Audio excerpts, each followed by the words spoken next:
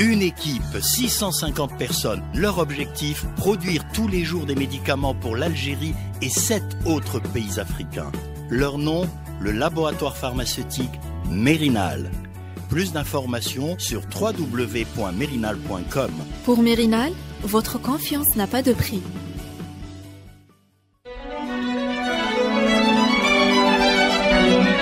Pour bien s'entendre, il faut bien s'écouter. Rendez-vous sur M, la petite radio du Grand Maghreb.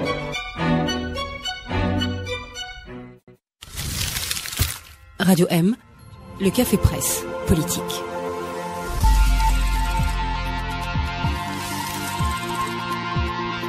Bonsoir à tous, bienvenue au CPP, nous sommes en direct sur Radio M, c'est le deuxième café presse politique depuis le début de ce mois de Ramadan, on se retrouve à partir de 22h en direct sur Radio M. Bienvenue à nos invités, bonsoir Abd Shelf. Bonsoir. Ihsan Qadi, bonsoir. Bonsoir. Commence par Tariq Hafid, bonsoir, ça fait longtemps que vous n'êtes pas venu. Bonsoir. Comme Souhila Ben Ali aussi, bonsoir. Bonsoir. Bonsoir Akram. Bonsoir, Sahaf. Merci d'être venu. On commence évidemment par la question habituelle, traditionnelle. Qu'est-ce qui vous a marqué cette semaine? On commence par vous, Souhila. Dommage. En fait, ce qui m'a marqué, c'est aujourd'hui. Non, mais c'est... Non, pas une petite fièvre. À 17h30, je suis rentrée dans ma cuisine, tard, pour commencer à faire à manger. Et j'allume mon gaz et il n'y avait pas de gaz. C'est terrible. Ça m'a marqué, j'ai couru dans tous les sens. J'ai fait une shorba dans le four. Voilà. L'image de la semaine, Tarek, qu'est-ce qui vous a marqué cette semaine? Moi, c'est un phénomène médiatique qui commence à prendre de l'ampleur, que je trouve intéressant.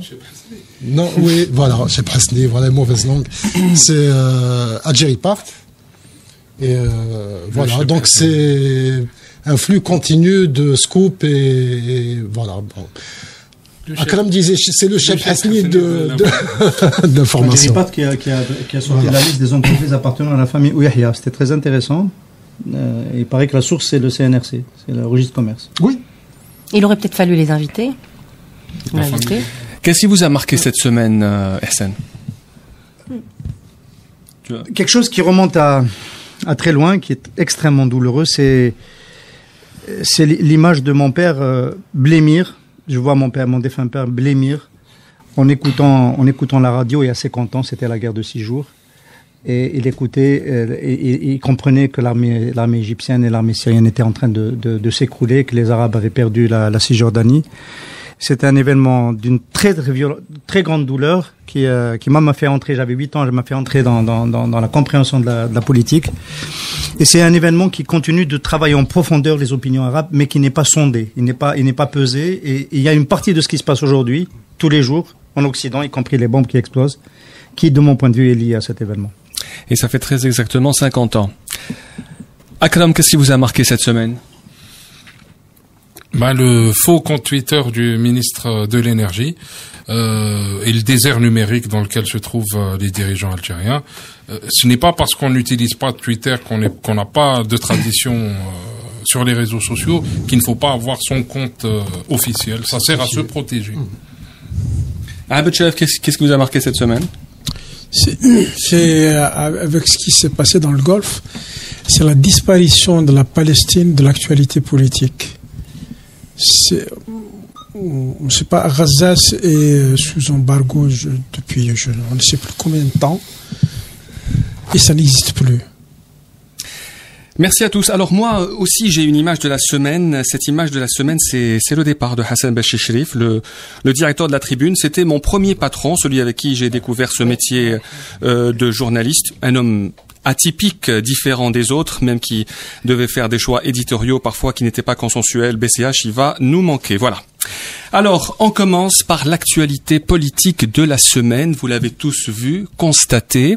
Ça s'est passé à la rue Didouche Mourad, le frère du président de la République qui surgit de nulle part pour participer à un rassemblement de soutien à l'écrivain Rachid Boujedra. C'était après la diffusion d'une caméra cachée sur la chaîne An-Nahar TV. Il y avait beaucoup de gens dans ce rassemblement.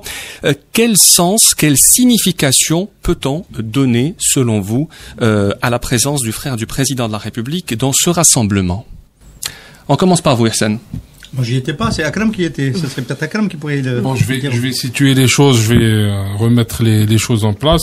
Donc, le rassemblement devait avoir lieu à 13h samedi. Il a eu, en fait, les gens s'étaient rassemblés un peu avant, quand même, à 12h30. J'étais arrivé à 1h moins quart. Et au moment où j'arrive, Saïd Bouteflika arrive. Donc, à ce moment-là, il y avait beaucoup de monde. Et son arrivée a tétanisé les présents. Les gens étaient complètement refroidis. C'était une ambiance incroyable. Donc, il s'est adressé à Rachid Boujdara. Bon, je n'ai pas eu l'occasion d'entendre leur échange. On l'a écouté après sur les réseaux sociaux.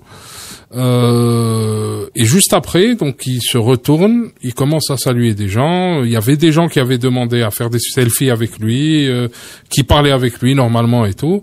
Et donc, à un moment, il se retourne, il croise le regard d'une militante de Gil Jadid. Il essaye de la saluer et là, elle explose, elle lui dit qu'est-ce que tu es en train de faire ici, on veut pas de toi ici, tu n'es pas à ta place, il faut partir.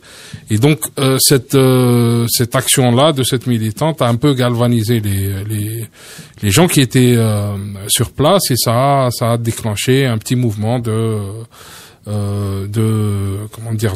protestation où les gens disaient dégage, d'autres disaient il faut partir, etc.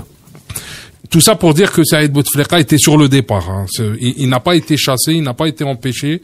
Il partait et il a eu droit à ce comité de départ et non pas de comité d'accueil. Donc il y avait une double protestation. D'abord contre les caméras cachées, puis elle s'est transformée contre Saïd Bouteflika. Est-ce que on aurait dû le conspuer à Abd Sharaf ou est-ce que on aurait dû se comporter avec lui comme n'importe quel protestataire, si on peut utiliser ce terme? Non, moi, ce que je note, c'est que comment quelqu'un qui est rodé à ces trucs-là peut récupérer une situation qui paraît très compromettante, très compromise. Donc, a priori, le rassemblement n'a pas été interdit, c'était déjà un signe. Il n'y avait pas beaucoup de policiers, donc la police, donc ça veut dire qu'il y a eu des instructions très claires. Donc, la venue de Saïd Bouteflika était préparée, bien organisée, donc c'était parfait. Et donc, face à quelqu'un ou à un organisme, une organisation, un système qui est rodé à ça, quand on joue en amateur, on perd forcément. Et donc, c'est ce qui s'est passé ce jour-là. Et Saïd Bouteflika a pu dire qu'il se démarquait de la télé Nahar. Il a rencontré Boujdara. Moi, ce que je note dans cette histoire, c'est la boutade d'un ami qui a remarqué que Boujdara a demandé à Saïd Bouteflika je connais ta. Et donc, il y avait quelqu'un qui a accompagné Boujdara, qui a regardé Boujdara et qui lui a dit toi, tu es athée, tu connais pas Dieu, ça je peux accepter, mais que tu connaisses pas Saïd Bouteflika, ça c'est inadmissible. Et donc voilà, c'est un peu quelqu'un qui est dans son rôle, dans son métier, avec un appareil derrière lui, et puis en face, des gens qui sont pour beaucoup des velléitaires, pour beaucoup, ils peuvent être sincères, hein, ça pose pas de problème. Au contraire, la sincérité, ça donne du fond à ces actions, ça donne de la légitimité. Que Boujdara vienne dans cette action de protestation, c'est parfait. Que beaucoup de gens qui sont ses amis, qui sont ses proches, qui étaient très en colère viennent, c'est bien. Mais qu'on n'envisage pas cette manière que la situation soit retournée, ça fait un peu amateur. Donc, si on comprend bien ce que vous dites, Abed, est-ce qu'on peut parler d'une récupération politique? Est-ce qu'il y a récupération avec la présence de Saïd Bouteflika sur le lieu du rassemblement? Sincèrement, je ne sais pas, mais moi je note deux choses. Premièrement, c'est peut-être cette volonté de redorer son image, de montrer une autre image du frère du président, en disant voilà, moi ma famille d'origine, je reviens vers ma famille d'origine, les gens d'une certaine sont plus de gauche, des intellectuels, c'est Boujdara, c'est voilà, c'est revenir un peu vers mes origines. Le gars était quand même syndicaliste pendant assez longtemps. Je suis j'étais professeur d'université, je suis intellectuel, voilà ma famille d'origine, je reviens vers ma famille. Il y a déjà cette idée, et aussi une autre idée peut-être un peu plus stratégique de dire voilà, je me démarque de la chaîne, de Nahar, de son directeur, de sa façon de faire de l'actualité, de gérer l'information, de faire de l'intox. Donc moi, je n'ai absolument rien à voir avec cette personne. Il me semble que c'est un peu les deux idées que je retiens moi, de cette sortie. Mais le directeur de Nahar a bien réagi en disant voilà la preuve que Nahar n'appartient pas à Saïd Bouteflika. Est-ce que vous pensez que c'est une bonne réaction ou bien c'est une réaction qui s'est faite à la dernière minute, celle de dire voilà la preuve c'est que nous n'appartenons pas au clan présidentiel. Moi je retiens surtout l'annulation de toute la série des caméras cachées. Ouais. Comment vous avez réagi à cela, Souheila Ben Ali? Souheila, il faut peut-être lui rappeler qui est Saïd Bouteflika. Après tout ce temps, oui. Oui, vous qui ne connaissez que les leaders étrangers, il faut le dire, oui. Alors? Super boutade. Alors, comment vous avez réagi à ça? Je suis quand même surprise que cette histoire de caméra cachée et tout devienne du coup un événement politique qu'il faut analyser, auquel il faut essayer de trouver une explication. Je crois que vraiment j'ai réfléchi par 2 fois avant de venir assister à la première partie de l'émission parce que je crois qu'il est aujourd'hui hasardeux d'essayer de comprendre quelle a été la démarche de Saïd Bouteflika. Il est impossible de comprendre quoi que ce soit. Le Saïd Bouteflika n'avait absolument rien à voir là-dedans. Et ces histoires de caméras cachées n'auraient jamais dû faire autant l'actualité, si ce n'est être rattrapé rapidement par l'autorité de régulation. Et un point, c'est tout. Voilà, donc je ne... Mais il y a un vide sidéral en termes politiques, donc il a suffi qu'il y ait une caméra cachée pour... C'est très peu, ça rappelle à quel point c'est la déliquescence. On est toujours dans le même schéma, celui de se voir livrer des faux problèmes pour éviter les vrais problèmes. Saïd Bouteflika, c'est quand même aujourd'hui l'homme qui incarne le pouvoir. Que ce soit vrai ou faux, c'est secondaire. Tout le monde lui attribue les pouvoirs du président. Aujourd'hui, un président de la République, on serait en droit de lui demander, de lui poser des questions sur les grands dossiers, sur le gouvernement, le nouveau chef de gouvernement, le nouveau gouvernement qui a été nommé, ce gouvernement dans lequel il manque toujours un ministre du Tourisme, paraît-il. Et donc, voilà les grands dossiers, la crise financière. Et donc, on lui pose pas ces questions-là. On lui demande qu'est-ce qu'il est allé faire dans un rassemblement de soutien à Boujdara. La question de Nahar TV, parce que on revient le point de départ, c'était quand même les caméras cachées de Nahar TV. Et donc, on parle des caméras cachées, on en fait tout un plat, et on oublie le contenu de ce qui devrait être la substance de Nahar TV, c'est-à-dire la communication, l'information. Quel est le contenu, la valeur de l'information dans ce pays? Plutôt que de nous parler de la chaîne Nahar TV, Saïd Bouteflika, en tant qu'incarnation informelle du pouvoir, pourrait nous dire ce que sont devenues les chaînes publiques. Les chaînes publiques, c'est quand même le pouvoir qui les contrôle. Qu'est-ce qu'elles deviennent? On se rend compte que plus personne ne les regarde, ces chaînes-là. Et donc, on a les vrais dossiers, et par une série de trucs, de passe-passe, de dribbles, etc., on est amené à parler de ce qui n'est pas, ce qui n'est pas fondamental. Et Hassan Qadi, vous n'aviez pas d'avis au début de l'émission, maintenant, si? Si, j'avais un avis, j'attendais que vous me donniez la parole, moi je suis discipliné. Moi je suis assez d'accord avec Tarek, je pense qu'il se passe quelque chose. Il faut quand même noter, on en a parlé au dernier Café Presse Politique, l'équipe qui a fait la campagne du 4e mandat a volé en éclats. Elle est partie. Sellal, Bouchouerb, le directeur de cabinet de Sellal, Ammar Saïdani, l'univers du 4e mandat, de l'accouchement du 4e mandat n'est plus là. Et donc, l'équipe présidentielle est toujours là, enfin, autour du premier cercle, où Yahya il est là, mais c'est peut-être le prochain moyen, d'ailleurs. C'est une vraie question.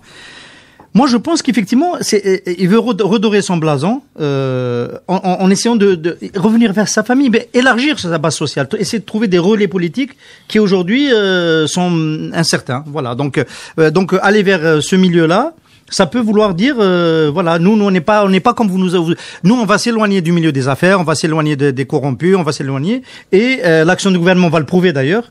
Ça c'est une vraie question. Est-ce que ça va être traduit par une rupture avec la gestion Sellal Bouchouareb?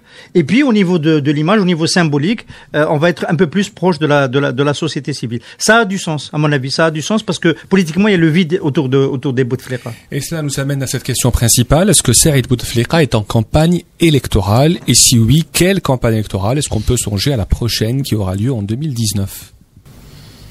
Là, c'est un dossier Ben Hadid. C'est-à-dire la campagne électorale, c'est lui. Il faut inviter le général. Voilà, c'est lui. Il n'y a pas d'élection pour qu'il y ait campagne électorale. Je pense que c'est... Est-ce qu'il est en campagne, Saïd? Non, je pense que c'est justement la phase, la première phase, c'est de présenter une autre image. C'est la phase actuelle. En tout cas, c'est mon avis. Voilà.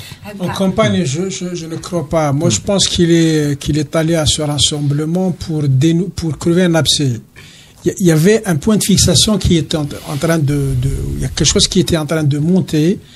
Il avait le moyen de les dégonfler. Il l'a fait de manière très professionnelle. Quelque chose qui est en train de monter, Nahar? Non, la protestation, la colère contre enfin, il y avait un ras-le-bol général qui s'est exprimé à travers les caméras cachées. Donc ça, c'était un peu le prétexte. C'était Boujdrad, donc il y a eu un point de fixation. Il a dégoupillé cette grenade de manière, il a bien fait, ça s'est bien fait. Mais être en campagne électorale, je ne pense pas. Je pense pas que, moi je fais partie des gens qui pensent que Saïd Bouteflika ne sera jamais président, qui n'y pense même pas, que c'est une impossibilité dans la cohérence du système politique algérien.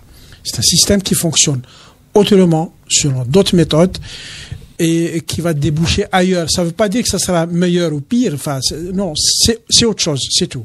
On se souviendra de ce que vous avez dit ce soir. Saïd Bouteflika ne sera jamais président de la République. En tout cas, je ne serai plus au CPP. Donc je referme la parenthèse tout de suite. Nahar, tout le monde ne regarde pas Nahar. Hein. C'est pour ça que je dis, je suis surprise de voir que cette chaîne fait autant l'actualité et que ça déboule sur une question politique. Abid Sharif a commencé par donner à Saïd Bouteflika un statut d'homme politique, en attendant peut-être homme de pouvoir ou homme politique à qui il faut demander, peut-être poser des questions cruciales, comme l'économie, enfin voilà, où va l'Algérie. Et aujourd'hui, on lui prête peut-être des ambitions pour les prochaines élections. Enfin, tout ça est absurde. Je voudrais revenir sur ce que disait Qadi tout à l'heure par rapport au personnel politique du 4e mandat.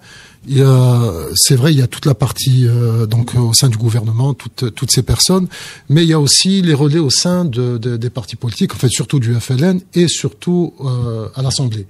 Et il faut suivre le renouvellement des structures de l'APN et voir si effectivement Tléba et Djemei vont revenir en qualité, c'est-à-dire est-ce qu'ils vont avoir des postes, notamment en qualité de vice-président pour ces deux personnes, pour voir si effectivement ils vont passer ou pas. Je sais qu'il y a un très gros forcing de la part de Tléba actuellement. Il faut seulement rappeler que Rachid Boudra sera décoré aujourd'hui de l'ordre du mérite national par le président du Conseil de la Nation, mais c'est une décoration qui était prévue depuis très longtemps. Comment interpréter aussi pour clore un peu ce dossier, le soutien de Saïd Bouteflika à Rachid Boudra? Est-ce que c'est un soutien aux intellectuels algériens? Est-ce que c'est un soutien aussi à ceux qui veulent le changement? Puisque vous avez dit, Hassan Qadi, que tous ceux qui ont soutenu le 4e mandat sont partis. On sait que Saïd ne partira pas. Est-ce que le clan présidentiel va commencer à recruter d'autres personnes pour préparer 2019, selon vous? C'est une nécessité. C'est une nécessité. Il n'y a pas un pouvoir politique qui fonctionne sans signifiant, qui fonctionne sans un contenu, sans un message. On a une gouvernance aphone à son sommet.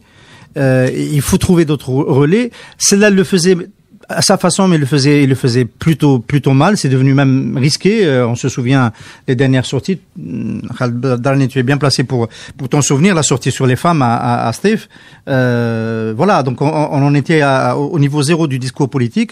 Aujourd'hui, il s'agit de réarmer. Est-ce que Ould Abbas est un support suffisant qui peut porter dans le contexte dans lequel nous sommes en train de rentrer, très difficile, avec des mouvements de grève qui vont se déclencher, des impayés, avec des sociétés qui rentrent en situation de faillite, etc. Est-ce que seul quelqu'un comme l'Abbas peut porter le discours entre guillemets fédérateur du régime, etc. C'est très difficile. On a essayé de faire un gouvernement d'union nationale, enfin un gouvernement de large consensus, c'est raté. Voilà, donc je pense qu'effectivement il a besoin de renouveler. Où est-ce qu'il va aller recruter? On va regarder, on va suivre dans les semaines prochaines comment ça va se passer. Il faut quand même noter que cette affaire Boujedra a permis, malheureusement, d'ouvrir un front et une fracture idéologique entre laïcs, modernistes et islamistes. La sortie de Makri a été de ce point de vue-là assez malheureuse. Voilà, assez malheureuse. Il y a eu la réplique de Kamal Daoud. Donc, on nous vend, Makri vend un axe moderniste, laïque, pouvoir. Qui serait toujours là. Voilà. Alors, le gouvernement, comme vous venez de dire, a changé ou partiellement changé avec l'arrivée de plusieurs nouveaux ministres. Toujours pas de ministre de tourisme, comme vous l'avez rappelé, Abed, mais un nouveau premier ministre aujourd'hui. On parle depuis quelques jours de nouvelles orientations, d'une nouvelle politique économique, de la politique du gouvernement qui sera présentée le 18 juin prochain. On dit aussi que le nouveau premier ministre est en train de remettre en cause plusieurs décisions prises par son prédécesseur, Ahmed Sellel. Est-ce que le changement dont on parle a déjà commencé avec ce nouveau Premier ministre, selon vous? Moi, j'ai pas l'impression. Déjà, l'impression que j'ai, enfin, qui se dégage de la composition de ce gouvernement, c'est que c'est un gouvernement qui est là pour gérer au jour le jour et pour liquider en attendant. Bon, je caricature un petit peu, en attendant que le FMI vienne. Hein.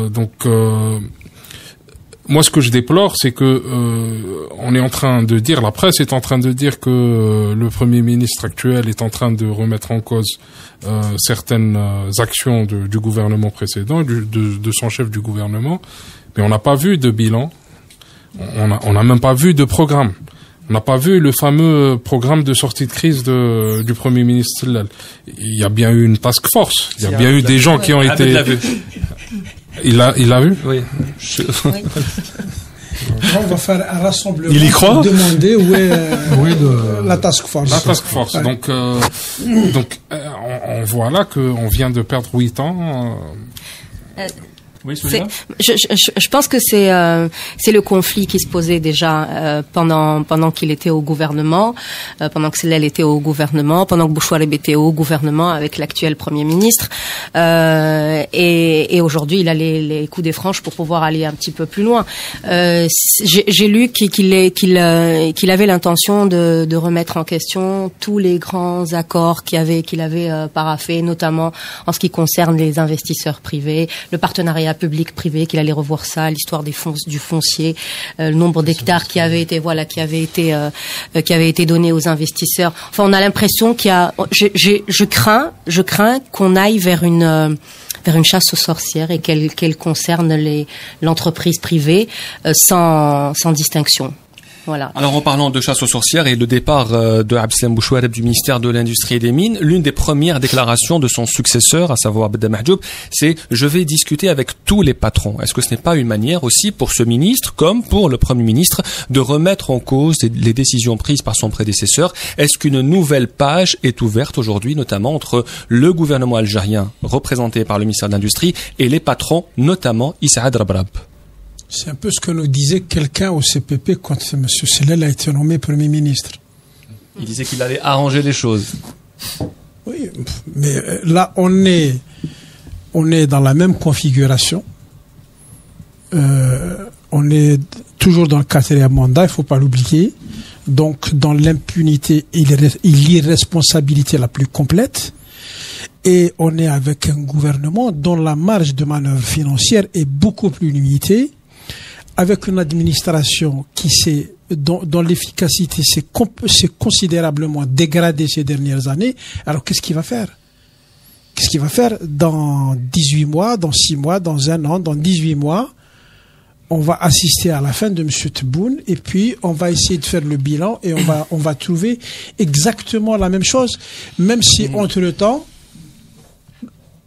au mieux, il va nous livrer un ou deux, je sais pas, j'ai pas envie de donner des noms, mais disons de gros entrepreneurs ou là des hommes d'affaires qui vont passer en justice ou là.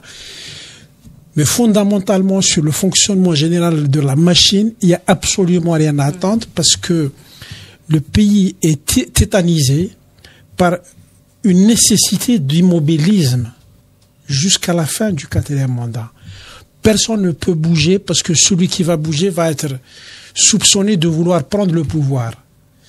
Et s'il n'est pas directement sous la coupe du vrai patron, il peut pas bouger. Et donc, c'est un climat de méfiance totale et donc d'immobilisme total. Moi, je suis pas Hassan, d'accord. vous m'avez souvent fait le reproche de faire non, moi je suis pas d'accord. Moi je pense que ce qui Saab disait était juste. On aurait laissé l'attelage tel qu'il était. On aurait laissé Sellal et on aurait laissé Bouchouerb. Globalement, l'analyse, effectivement, il faut pas que ça bouge beaucoup parce que la formule, le 4e mandat a besoin d'immobilisme, elle est fondamentalement juste. Mais dans l'immobilisme, il y a des variations. Ce que Bouchouerb a fait ces dernières années, en termes de blocage de nouveaux investissements, parce que ça ne passait pas à la caisse, parce qu'il n'y avait pas le virement qui rentrait sur son compte, on est en train de réaliser aujourd'hui ce que c'est. C'était pas prévu qu'il y ait autant de préjudice. Ça a provoqué du préjudice au moment où on veut diversifier l'économie, au moment où on veut créer de nouveaux emplois, etc., notamment dans l'industrie. C'était pas sur la feuille de route. Immobilisme, contrôler, oui, aller jusqu'à lier tout le monde. Hier, j'ai été reçu pendant longtemps par monsieur Achaibou, le premier distributeur automobile au milieu des années 90, LCCOM, une boîte sérieuse qui a Ford, Suzuki, Isuzu, Kia, etc. 0 agrément pendant 2 ans, sous le coude, avec l'invitation au passer à la caisse. Il faut payer. Bouchouerb la sommé de payer et c'est pas possible. Il le fait ça. Il y a plein de. C'est en train de remonter. Quand il y a un blocage comme ça, il était avec 1400 emplois, il est passé à 400 emplois.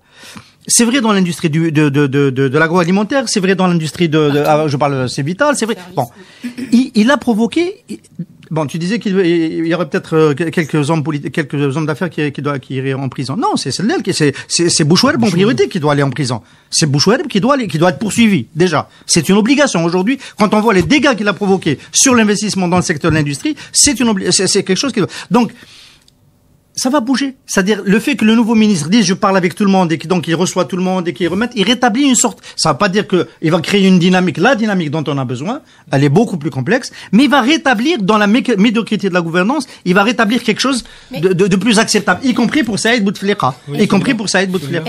Hassan, on est toujours dans l'équilibre des forces. On est toujours, ça se reproduit sans arrêt. Que la ministre dise, je vais discuter avec tous les patrons, c'est exactement la même déclaration qu'a eu Zouaoui Benhamadi, le responsable de l'Arav, qui dit du jour au lendemain, maintenant on va pouvoir travailler. Ça veut dire que lorsque Green était là, on ne pouvait rien faire. Enfin voilà, on est toujours dans cette histoire d'équilibre des forces, et je pars et je viens et j'amène avec moi mon pouvoir et j'amène avec moi mes. Il y a eu un pic. Il y a eu un pic sous cette période dernière de Bouchouerb. Vous l'imaginez pas. Vous l'imaginez pas. Rien à voir. Pour une fois que Souheil Ben Ali dit des choses très intéressantes, je vais la soutenir. C'est pas la première fois. Chauffe. Oublie l'industrie, oublie tout le reste. Pour l'histoire de la chaîne Nahar, qu'est-ce qui s'est passé? Le ministre de la Communication a reçu le président de l'Arav et a fait une déclaration pour dire nous allons soutenir l'Arav pour qu'elle fasse son travail. Le président de l'Arav a fait une déclaration pour dire nous ne pouvons rien faire. Le ministère de la le ministère de la Culture, Boudjdra est un artiste, donc c'est le ministre de la Culture, etc. On aurait pu attendre de lui qu'il fasse un geste. Mais personne ne bouge. Parce qu'il y a une nécessité d'immobilisme en l'état actuel qui fait que personne ne bouge. Dans l'industrie, ça sera exactement la même chose. Si les histoires de blocage pour les importations automobiles, c'était pas le ministère de l'Industrie, c'était le ministère du Commerce qui a mis en place l'histoire des licences.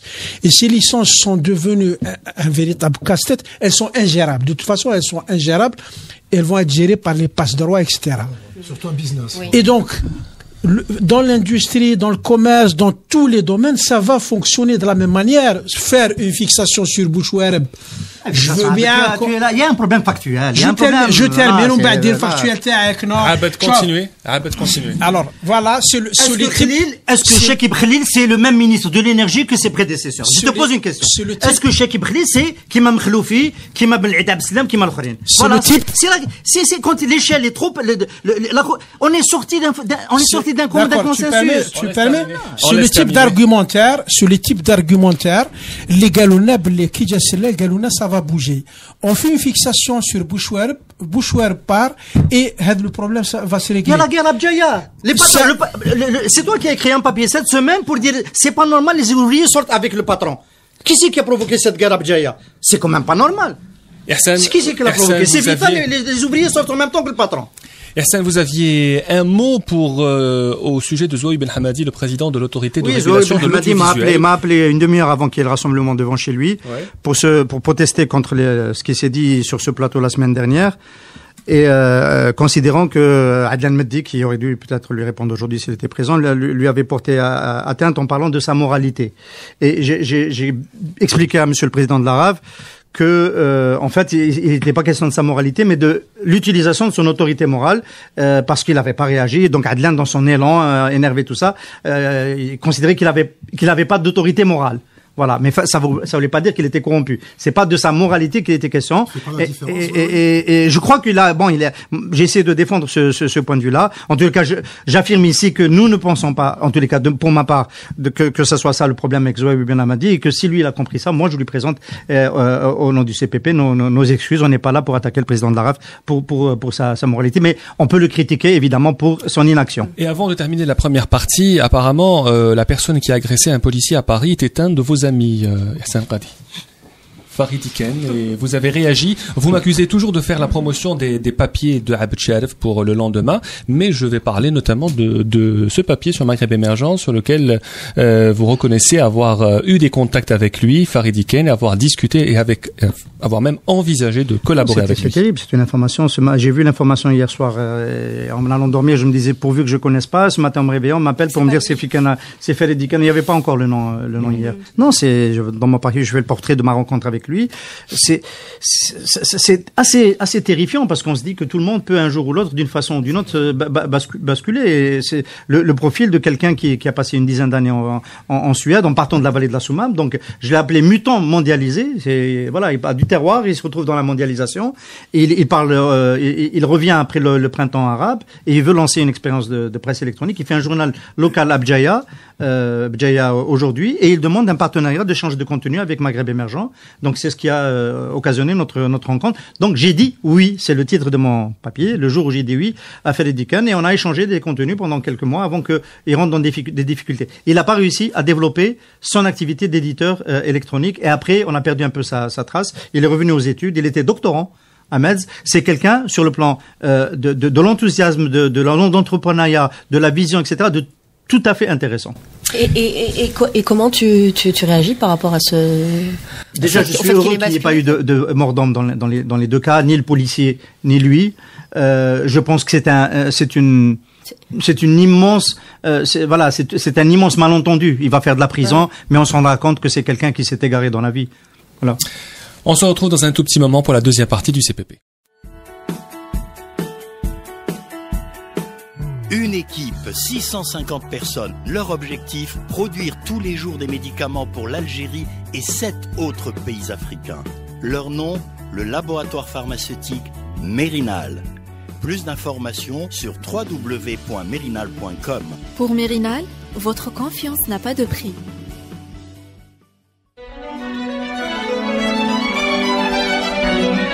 Pour bien s'entendre, il faut bien s'écouter. Rendez-vous sur M, la petite radio du Grand Maghreb.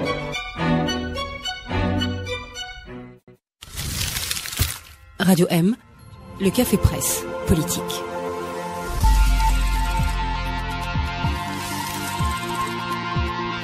Bienvenue à la deuxième partie du CPP. On parle du Mouloudia d'Alger. Il y aurait eu une vente de match selon Hassan Qadi, mais Ça, on peut pas le dire en direct, évidemment. Si, on peut le dire. La défaite du Mouloudia d'Alger aujourd'hui à Riazan est très suspecte. Très suspecte. Alors, aujourd'hui, on va parler maintenant d'actualité internationale, même si ce n'est pas très international, parce que ça concerne aussi l'Algérie, de près ou de loin. C'est ce qui se passe dans les pays du Golfe arabo-persique, avec la décision prise notamment par l'Arabie Saoudite, les Émirats, le Yémen et l'Égypte et le Bahreïn de rompre leurs relations diplomatiques avec Qatar, rupture des relations politiques, économiques, fermeture des frontières, des voies aériennes et maritimes. Les citoyens qataris qui habitent dans ces pays doivent quitter le pays. Même chose pour les autres citoyens qui habitent au Qatar. L'Algérie a une position sur ce qui s'est passé. Première question, celle qu'on peut se poser aujourd'hui. Qu'est-ce qui a mené à cette escalade diplomatique? Pour être complet, tu devrais dire que tu as mis sur le plateau, tu l'as organisé, sur ta gauche les pro-qataris et sur ta droite les pro-saoudiens. Je ne savais pas que c'était comme ça, mais voilà, on va peut-être le ressentir à travers vos réponses. Pourquoi en est-on arrivé là, à cette rupture brutale des relations diplomatiques et le Qatar, pour utiliser ce jeu de mots utilisé par plusieurs journaux, le Qatar qui est mis à l'écart aujourd'hui? Qui veut... Abed? Personne ne va vous interrompre, allez-y. Non, je pense que les choses sont accélérées sous l'effet de la visite de Donald Trump en Arabie Saoudite. Il a réagi, hein?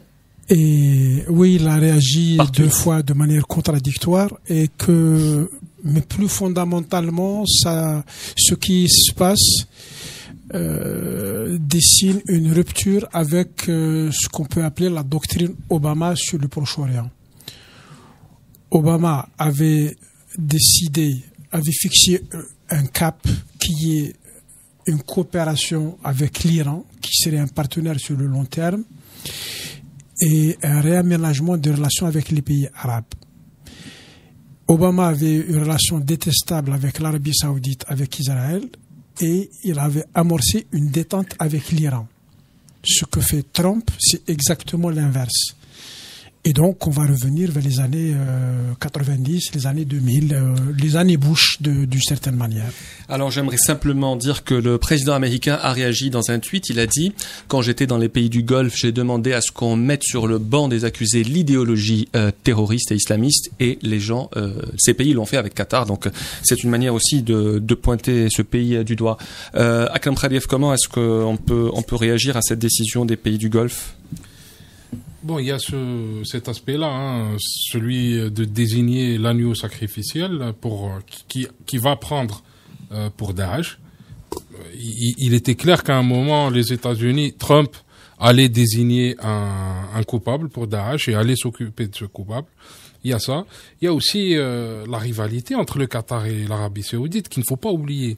Le Qatar s'est révélé être un rival redoutable pour l'Arabie Saoudite, surtout sur le plan idéologique, parce que beaucoup de gens s'arrêtent sur le fait que le Qatar soutienne les frères musulmans. Ce qui dérange aujourd'hui l'Arabie Saoudite, ce n'est pas ça, ce n'est pas les frères musulmans.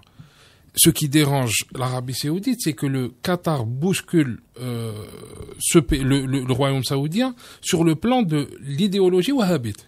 D'ailleurs, une des premières actions qui a été menée contre le Qatar il y a 10 jours, je crois le 26 du mois passé, ça a été une sorte de répudiation de la lignée du prince du Qatar qui avait ouvert une mosquée du nom de Abdel Wahhab et pendant l'ouverture, il disait qu'il était son descendant et que c'était son grand-père. Et ça a été très critiqué en Arabie Saoudite, le fait qu'il se revendique descendant d'un famille. Et aujourd'hui, on se retrouve avec quoi? On se retrouve avec un Qatar et une Arabie Saoudite qui défendent le même principe, qui est le salafisme, pour simplifier, mais de deux manières différentes. Aujourd'hui, l'Arabie Saoudite est en train de faire la promotion d'un courant salafiste apolitique, non pas apolitique, mais non partisan. Le Qatar est en train de créer un mouvement politique autour du salafisme. On le voit même en Algérie. Aujourd'hui, en Algérie, les adeptes de Hamdash, et Hamadash lui-même, sont soupçonnés de rouler pour le Qatar. Je dis pas qu'ils le sont, mais ils sont soupçonnés. Aujourd'hui, tu as de l'autre côté l'Arabie Saoudite qui fait la promotion du métralisme, et on le voit sur le terrain. Le métralisme qui est censé être une idéologie salafiste non violente et non partisane. On a vu Rabi al-Metrali faire une fatwa pour prendre les armes contre les frères musulmans en Libye. Donc, l'irruption du Qatar dans le domaine de l'idéologie et de la religion a complètement faussé les démarches idéologiques de l'Arabie Saoudite. Je pense que c'est exactement sur ce terrain que veut nous mener l'Arabie Saoudite à travers la décision qui a été prise. Je crois que la vraie question, c'est jusqu'où veut aller l'Arabie Saoudite par rapport à la décision qu'elle vient de prendre. Ce qui se passe au Qatar, à mon avis, c'est plus la guerre entre l'Iran et l'Arabie Saoudite qui s'illustre dans le Qatar. Ce que reproche, soyons sérieux, quoi. On parle d'extrémisme religieux. L'Arabie Saoudite, les Wahhabites nous disent aujourd'hui, le Qatar fait dans l'extrémisme religieux. Et il faut condamner ça. Non, c'est plus une bataille ou une guéguerre ou une volonté de s'accaparer, voilà, de mettre sous son tutorat le Qatar, parce que ce pays a quand même pris comment dire, il a pris ses distances par rapport à l'Arabie Saoudite sur un certain nombre de questions. On connaît sa position par rapport à la Palestine, on connaît sa position par rapport à la Syrie, elle rejoint beaucoup celle de l'Iran. On connaît le Qatar, quoi qu'on dise, est quand même un pays qui s'ouvre sur le monde. Depuis quelque temps. Là, le Qatar va organiser la Coupe du Monde dans pas longtemps, et il organisait déjà de handball, de tennis, le tournoi international de tennis. C'est un pays, quoi qu'on dise, qui rayonne dans la région, à travers notamment, on peut citer le Jazeera et pas seulement, sur le plan culturel. Enfin, il se passe des choses au Qatar, et le Qatar a toujours pris ses distances par rapport à l'Arabie Saoudite, encore plus aujourd'hui avec l'Iran, et c'est ça qui dérange, à mon avis, c'est ça qui dérange beaucoup plus l'Arabie Saoudite. On peut simplement rappeler une chose, ou un contrat qui est hyper important pour le Qatar et pour la région, c'est que le Qatar et l'Iran collaborent dans l'immense chantier. Je crois que c'est l'immense champ gazier, c'est le plus grand. Il me semble que c'est le plus grand champ gazier. Voilà, à cheval entre les deux pays, et sur lesquels travaillent donc les deux pays. Il me semble bien que c'est un aspect important qu'il faut prendre en compte. Et vous avez parlé d'Al Jazeera. J'aimerais simplement préciser que la chaîne Bein Sport, qui appartient aussi aux Qataris, eh bien, est sur le point de fermer, puisque Emirates vient d'annoncer la fin de son sponsoring, qui était à hauteur de 90%. Donc, Bein Sport est sur le point de faire faillite aujourd'hui. Donc, c'est pour voir un peu les conséquences énormes économiques de cette rupture de relations diplomatiques.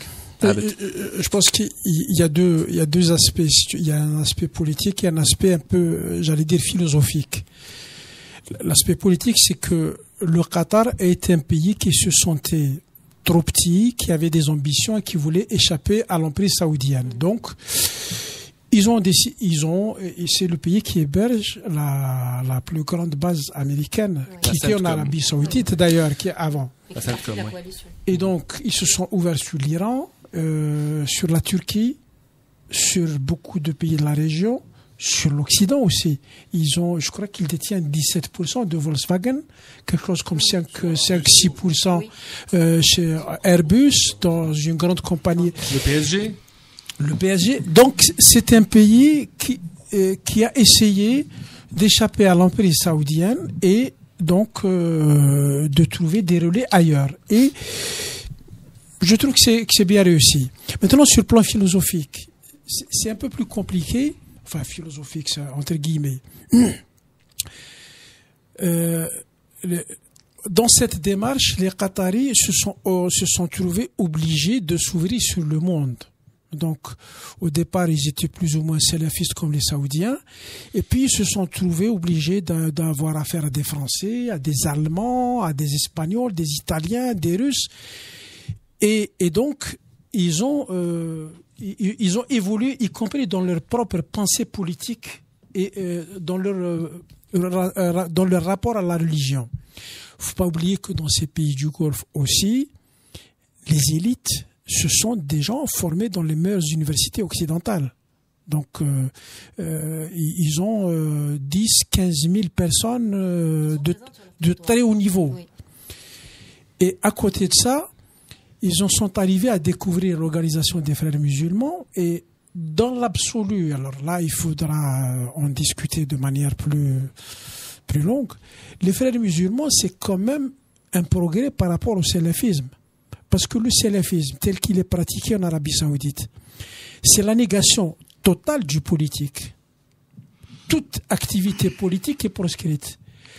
L'acceptation de l'idée du parti politique, comme c'est en vigueur chez les frères musulmans, c'est déjà un petit progrès.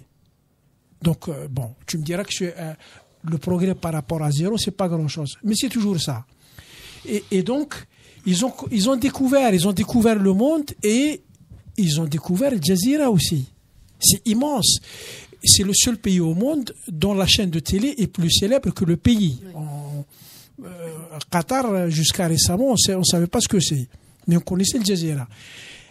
Al Jazeera, dans son sillage, a créé des choses extraordinaires, notamment des instituts de recherche, des think tanks, etc., qui foisonnent et qui développent des choses qui sont immenses. Et ça a créé, autour du pouvoir de Qatar, autour de ces entités économiques et je vais dire universitaires ou de recherche, ça a créé un monde qui est totalement nouveau. C'est un autre pays qui est né, mais institutionnellement, il ne s'est pas mis à jour par rapport à ce qu'il a. Hassan ? Ce que vient de décrire Abed Sharif, ça s'appelle un processus de sécularisation d'une entité théocratique de départ. Et moi, je considère pas que le problème, la réaction des Saoudiens, c'est une réaction de peur par rapport au monopole. C'est pas pour défendre un magistère idéologique. Le Qatar ne s'inscrit pas du tout sur ce terrain-là. Le Qatar est un danger pour l'Arabie Saoudite parce que le Qatar a choisi, partant d'une position d'un pays petit, il a choisi d'être pragmatique. Il a choisi de rentrer dans le monde et de prendre le monde tel qu'il était. En partant de ce qu'il est lui, c'est-à-dire dans une région dominée par une immense théocratie, forte en termes de démographie et surtout forte en termes de puissance financière. Pourquoi ça ne s'applique pas aux Émirats ou au Koweït? Les Émirats, c'est une vraie question. Parce que le Qatar est arrivé le dernier. Le Qatar est arrivé. Non, parce que les Émirats le Qatar est arrivé le dernier. Le salafisme. Quand tu dis, ce sont deux manières de diffuser du salafisme, c'est pas vrai du tout. Le Qatar ne diffuse pas du salafisme. Le Qatar diffuse le vecteur de l'État qatari, qui est des privés. Qui est des privés qataris qui sont salafistes, c'est possible. Le Qatar a choisi d'épouser le monde tel qu'il est. Le Qatar a accompagné le printemps arabe. Le printemps arabe a fait... C'est un danger pour l'Arabie Saoudite parce qu'il accepte la différence séculaire, politique, pragmatique dans un univers monologue qui est celui de la religion et de la théocratie. C'est le pire des dangers. C'est le pire des dangers. Moi, je suis un souverain saoudien. C'est pas la Turquie qui va me faire peur, c'est pas un pays lointain qui se modernise, c'est un voisin qui est dans la CCG, la coordination des, voilà, et qui prend un autre chemin, Sur le plan politique, c'est mortel. Avec Al Jazeera qui reflète toute la diversité des points de vue, avec un engagement auprès des Palestiniens. On le dit pas, c'est tout le monde dit terroriste. Tout le monde dit soutient le salafisme. Bon, les Qataris disent, montrez-nous quels sont les terroristes. Hein. Montrez-nous, moi j'attends de voir. Mais personne ne parle du soutien à Hamas. Personne ne parle du soutien à Hamas. Maintenant c'est Tarek. Oui. Je voudrais réagir. En fait, en Algérie, on n'est pas réellement confronté à cette guerre de leadership qu'il y a entre l'Arabie Saoudite et Qatar. Je reviens de Tunisie. J'ai passé quelques jours en Tunisie. J'ai eu l'occasion d'avoir une longue discussion avec l'ancienne présidente de la commission d'enquête sur les jeunes, ils appellent ça les jeunes combattants, donc qui sont partis en Syrie. Et c'est une dame qui a fait un travail énorme. Et alors, il y a un recensement des associations religieuses en Tunisie. Il y a plus de 14 000 associations religieuses. Et c'est des associations religieuses qui sont toutes, mais vraiment financées, soit par l'Arabie Saoudite, soit par le Qatar.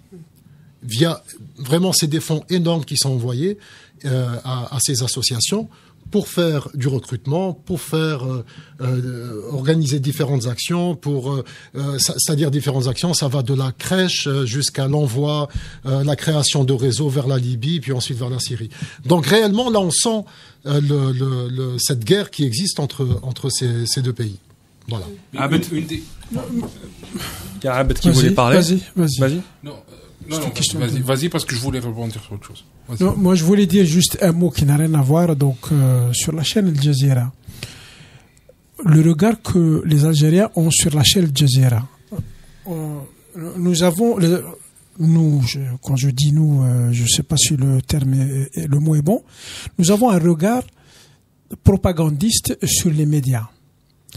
Et donc, comme nous sommes très propagandistes, nous estimons que Al Jazeera doit développer tel discours. Or, Al Jazeera est au confluent de nombreux courants de pensée, parmi lesquels ceux qui sont dominants ou ceux qui sont les plus présents, ce sont les courants islamistes. Mais Al Jazeera, ça reste quand même le média le plus professionnel et le plus ouvert dans le monde arabe.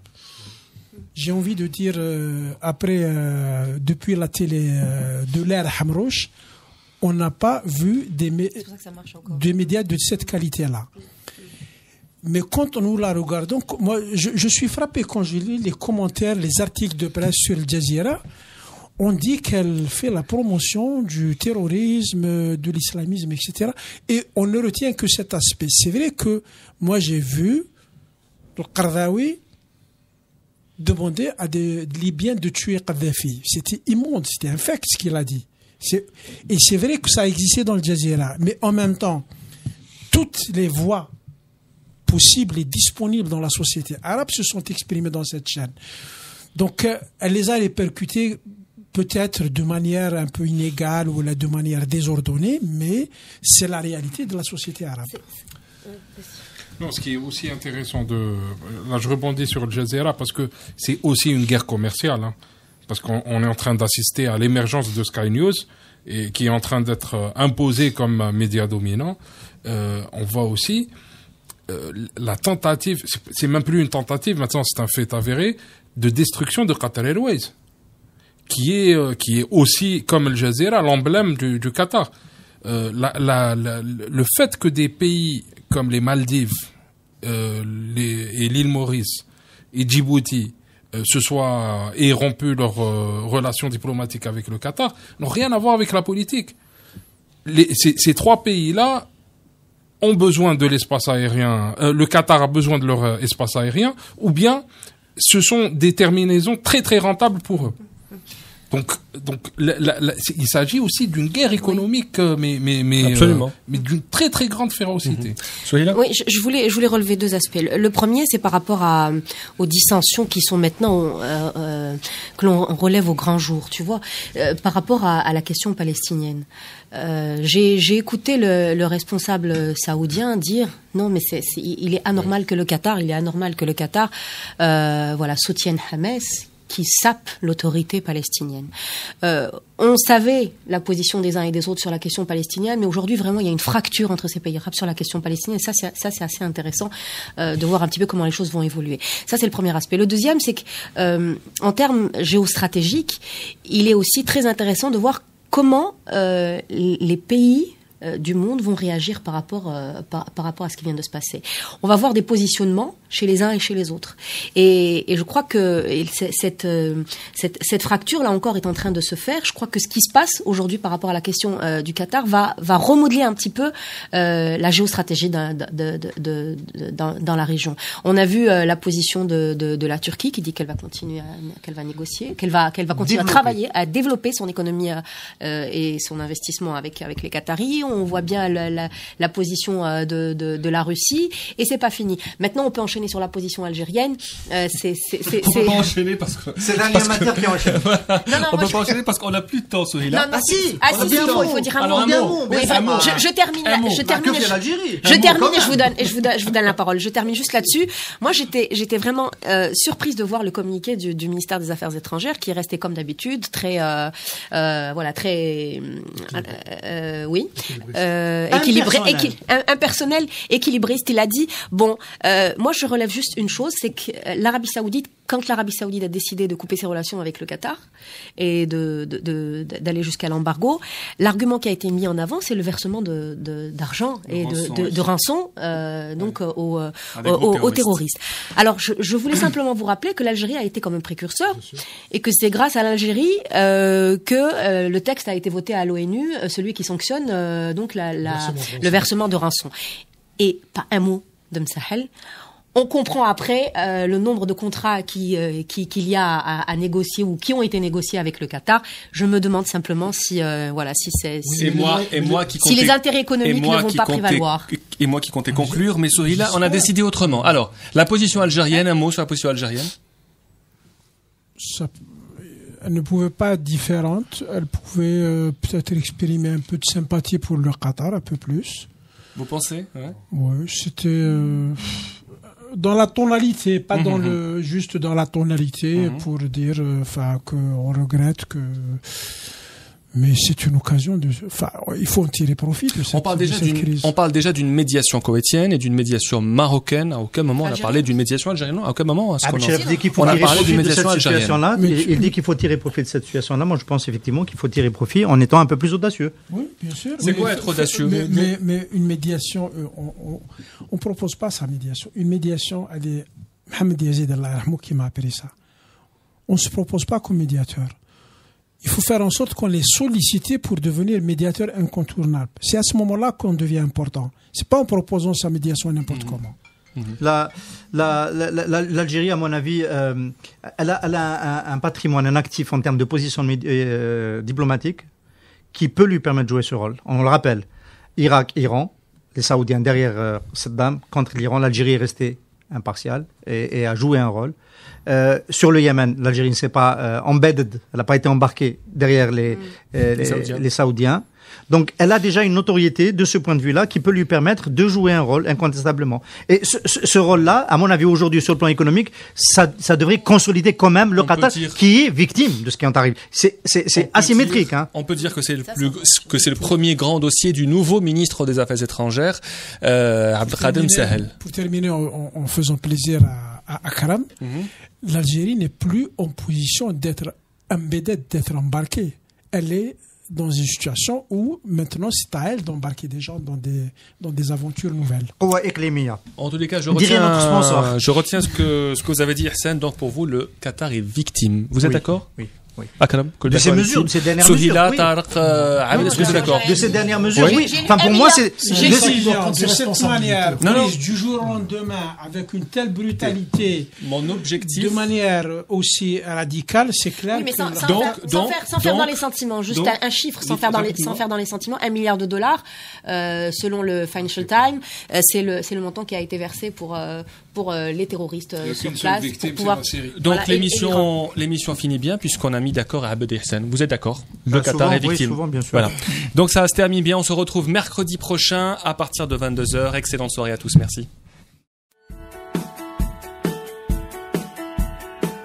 Une équipe, 650 personnes. Leur objectif, produire tous les jours des médicaments pour l'Algérie et 7 autres pays africains. Leur nom, le laboratoire pharmaceutique Mérinal. Plus d'informations sur www.mérinal.com. Pour Mérinal, votre confiance n'a pas de prix.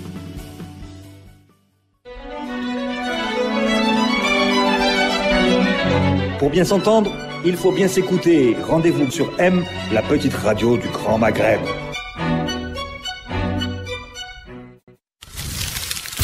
Radio M, le café presse politique.